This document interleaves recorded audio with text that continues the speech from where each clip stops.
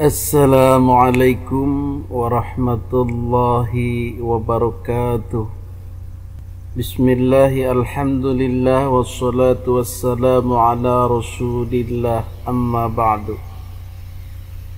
Hadirin para netizen yang dimuliakan Allah subhanahu wa ta'ala, muncul lagi seorang kiai bernama Tubagus Miftah Fauzi, Kiai Haji TB Miftah Fauzi, yang secara serampangan merendahkan, mengecilkan, tidak menghargai kepada Kiai Haji Imaduddin Utsman Al-Bantani, bahkan sesama Bantennya, dengan menyebut si Imad. Ini sudah serangan personal untuk hal-hal yang sepele sebenarnya. Karena masalah nasab ini bukan usul, bukan akidah, bukan penentu Islam dan kafir. Tetapi oleh Kiai Haji Tubagus Miftah Fauzi dibuat sedemikian besarnya sehingga perlu mengecilkan seorang Kiai Haji Imaduddin dengan sebutan si Imad. Ya mah aya mursid ngaku belon. Lanjut dipiluan ngabatal-batalkeun nasab batur ku si Imad. Pikiran Pak, lamun kula bapak kula ngaranna anu, aki kula ngaranna anu, uyut saya namanya anu, bapak uyut saya namanya anu. Tiba-tiba ada orang yang ngebatalin status nasab saya. Emangnya lu tahu keturunan gua?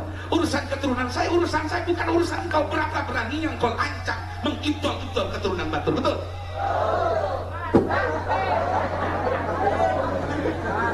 Moal gitu si eta anak gua si Sambonya.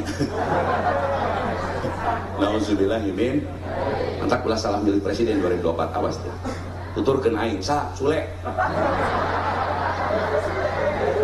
Atuh geus moal jauh Miftah Fauzi geus jelas ka Anies Baswedan di mimiti aya relawan di imah aing 2021. Saya yang buat relawan pertama di Priangan Timur. Maknya aing kudu milih di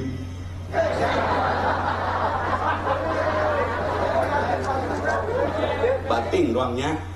Ayo budak kulon aya. Ayo mirek nyarikan budak kulon bae geus sanes ka akang mah ka budak kulon aing mah budak kulon bak pandeg lang budak lebak. Ayo eueuh. Ayo dengikeun tang kurak dararia. Doang korak dararia. Isinkeun Banten bae dia ngabatal-batalkeun nasab Habib geus naon dia urusan. Ini jelas sudah di luar adab, di luar posisi, di luar akhlak sebagai seorang kiai kepada kiai lainnya. Bolehlah dalam hal-hal tauhid bisa saja dia marah semarah-marahnya. Misalnya Kiai Haji Imaduddin sudah salah secara akidah, menyatakan diri sebagai nabi misalnya, atau mendapatkan wahyu dari malaikat Jibril misalnya, bolehlah dia sedemikian marahnya sehingga pantas saja dipanggil si Imad. Tetapi dengan hal-hal yang demikian receh nasab, dia berani melepaskan akhlaknya, melepaskan adabnya, maka ini merupakan suatu jual beli yang sangat merugi.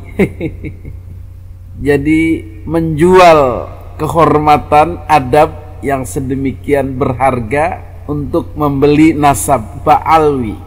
Inilah the power of doctrine. Power, kekuatan luar biasanya doktrin Ba'alwi yang merasuk kepada seorang kiai, seorang pemuka agama yang kemudian disebut muhibbin itu, mukibin.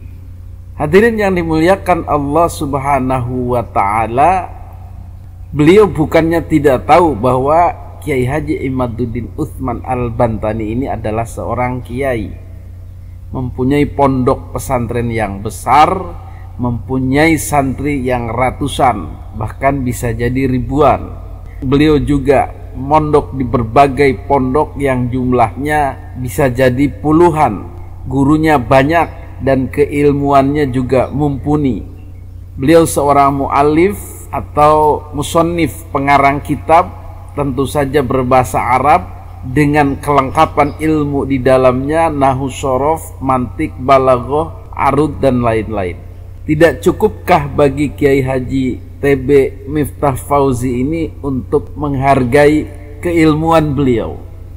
Tetapi ya sudahlah, itulah the power of doctrine, kuatnya doktrin yang menyebabkan beliau gelap mata, buta hatinya, hilang kepekaannya, hilang basirohnya kepada sesama muslim, apalagi sesama kiai. Hadirin yang dimuliakan Allah Subhanahu wa ta'ala, pada kesempatan ini selain kita melihat kuatnya doktrin, kita juga melihat argumentasi beliau yang lemah tentang nasab Nabi ini. Jadi beliau mengatakan jangan ikut campur masalah nasab orang. Jadi untuk menghindari orang berbicara nasab ba'alwi, maka analoginya nasab pribadi. Saya bin Anu, bin Anu, bin Anu. Apa urusannya lu ngotak-ngatik nasab bapak gua? Kalau dibuatkan dialognya, ya iyalah, nasab lu kan nasab lu, nggak ada hubungannya dengan gua. Lu orang mana kek, lu bapaknya siapa kek, lu mau ngaku-ngaku keturunan siapa kek, kagak peduli gua, nggak ada hubungannya sama gua. Itu nasab orang biasa. Tetapi kalau hubungannya dengan nasab Nabi Muhammad sallallahu alaihi wasallam, jelas itu urusan gua. Karena yang lu bawa-bawa itu nabi gua. Karena yang lu aku-akuin itu adalah junjungan gua. Disitulah letak perbedaan masalahnya. Bahkan ulama-ulama pun menganjurkan supaya cek dan recheck lagi kalau ada orang ngaku-ngaku keturunan Nabi. Kenapa? Karena urusan kita. Bagaimana kalau dia mengaku-ngaku mengklaim keturunan Nabi tapi memperalat Nabi? Mengaku-ngaku keturunan Nabi tapi memperalat agama Islam. Mengaku-ngaku keturunan Nabi tapi mendawir-dawir, memanipulasi umat.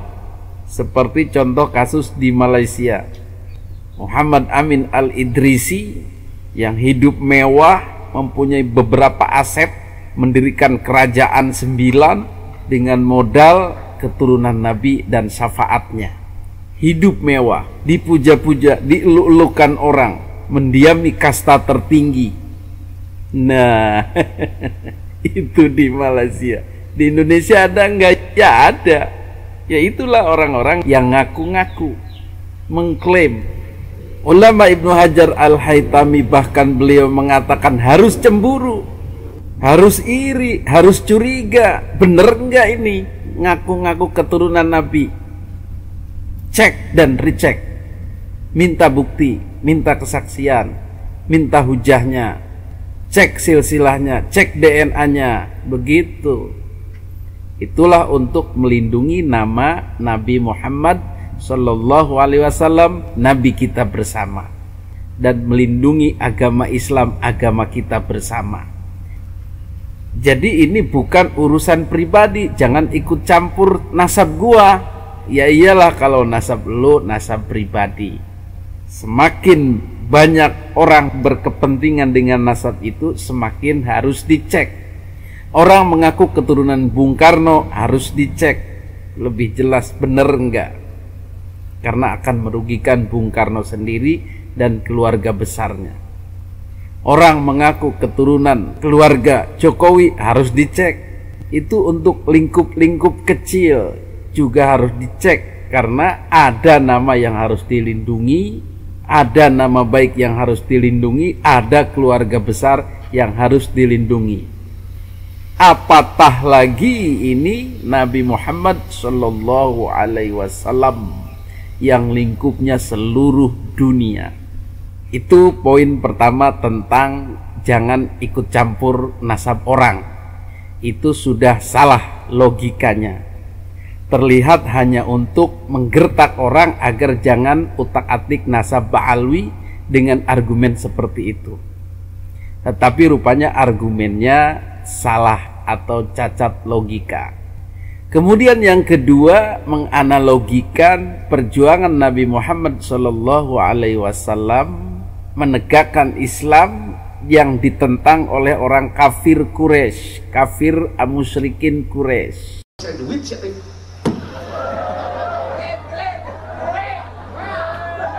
Benar gitu, benar. Masya Allah. Kameli-meli BBM ke rumah harga naik turun kudu make barcode. Nauzubillahimin. Mulai Nabi dibuat sulit, saudara-saudara. Mulai Nabi diboikot, saudara-saudara.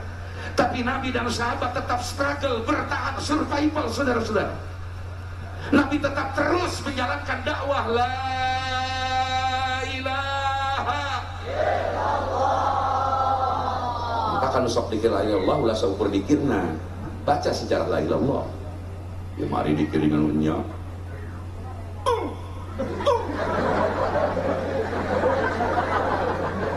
Udah panten tan wisingkeun aing. Dikir juga unyak baju tataranjang. Jibril, duit. Dari pegawaian ngabelaan Jokowi.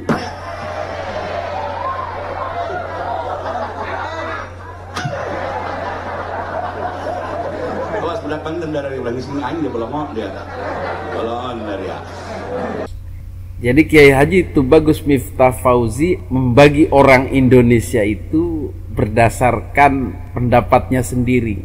Yang ikut perjuangan 01 Anies Baswedan, Muhaimin Iskandar menegakkan Islam, memperjuangkan Islam, itulah model Nabi.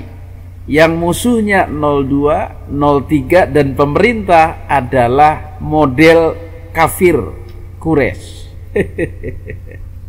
Padahal sama-sama Islam. Itulah tipu dayanya. Jadi dia sendiri dan kelompoknya mengaku yang paling Islam, dan yang mengganggu atau lawannya adalah yang paling kafir. Sikapnya itu ini jelas pemalsuan atau penyesatan berpikir.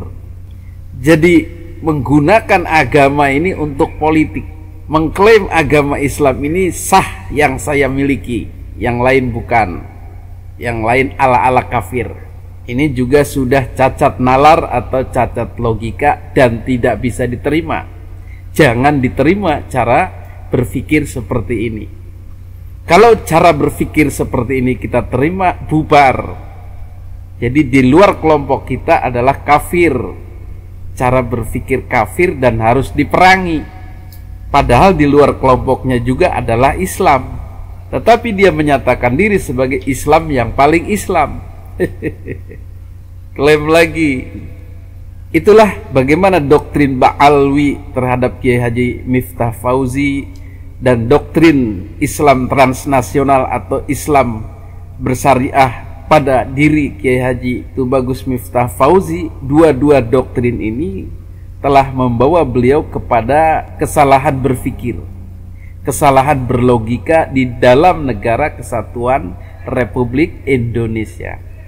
Sehingga selamanya beliau dan kawan-kawan akan memperjuangkan Islam identitas ini, politik identitas ini untuk memisahkan umat, membagi umat menjadi Muslim dan kafir.